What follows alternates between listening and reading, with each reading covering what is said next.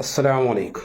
ഞാൻ സലീം കുടിഞ്ഞി. പ്രിയ കൂട്ടുകാരെ, ഇന്നലെ കാസർഗോഡ് മാലിക് ദിനാർ നഗരിയിൽ വെച്ച് നടന്ന സമസ്തയുടെ 100-ാം വാർഷിക പ്രഖ്യാപന മഹാസമ്മേളനം ഒരു ചരിത്ര സംഭവമായി തീരുകയുണ്ടായി. സമസ്ത വിളിച്ചു, ജനങ്ങളിൽ ഒഴുകിയെത്തി. സംഘടനാ ഭാരവാഹികൾക്ക് മാത്രം നടത്തപ്പെട്ട സമ്മേളനം പക്ഷേ സംഘാടകരുടെ കണക്കുകൂട്ട് തെറ്റിച്ച് ജനലക്ഷങ്ങളാണ് ഒഴുകിയെത്തിയത്.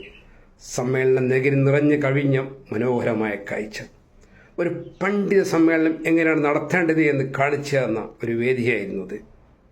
ആരെയും കുറ്റം പറിച്ചില്ല, ആക്ഷേപമില്ല. മറുചേരി ആക്ഷേപിക്കുന്ന ഒരു വാക്കുപോലും നമ്മൾ കേട്ടില്ല. സമസ്തയുടെ ഉദ്ദേശ ലക്ഷ്യങ്ങളെ, വരാനും പോകുന്ന വർഷങ്ങളിൽ സമസ്ത നടത്താൻ ഉദ്ദേശിക്കുന്ന കാര്യങ്ങൾ, ഇതൊക്കെയാണ് പണ്ഡിതന്മാരുടെ നാവിൽ നിന്ന് നമ്മളവിടെ കേട്ടത്. ആ വേദിയിൽ കണ്ട ഒരു മനോഹര കാഴ്ച കൂടിയുണ്ട്. ബഹുമാനപ്പെട്ട സുൽത്താൻ ഉലമ കാന്തപുരം ഉസ്താദ് പ്രസംഗിക്കാൻ എഴുന്നേറ്റുന്നപ്പോഴേ ഉസ്താദിൻ്റെ പിന്നിൽ വളരെ താഴ്മയോടുകൂടി നിലകൊണ്ട പേരോട് ഉസ്താദിൻ്റെ ചിത്രം.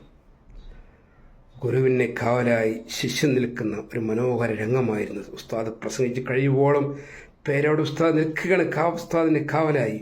എന്തൊരു മനോഹര കാഴ്ചയായിരുന്നു ഇതൊക്കെയാണ് അവിടെ കണ്ടത്.